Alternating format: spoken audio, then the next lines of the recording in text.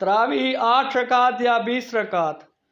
دوستو، اللہ اور اس کے رسول اور خلافت راشدہ کے فیصلے کو ماننا ہی عبادت ہے، اور ان کے فیصلے کا انکار کرنا عبادت نہیں ہے۔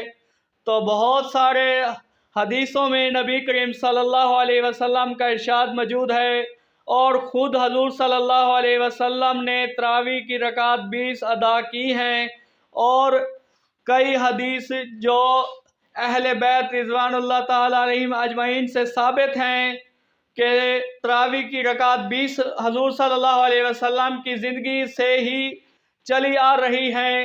تو جو لوگ 8 رکعت مانتے ہیں، 20 نہیں مانتے، ان کا دین سے کوئی تعلق نہیں۔ وہ صحابہ کے بھی دشمن، اہل بیت کے بھی دشمن، اور پاک پیغمبر صلی اللہ علیہ وسلم کے بھی دشمن ہیں۔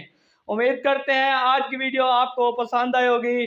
اگر ویڈیو پسند آئی، ویڈیو کو لائک کریں، کمنٹ میں اپنی رائے کا اظہار کریں، اور اگر چینل پر نئے ہیں تو چینل کو سبسکرائب کریں اور بیل آئیکن پریس کریں تاکہ نئی آنے والی ہر ویڈیو آپ کو مل سکے۔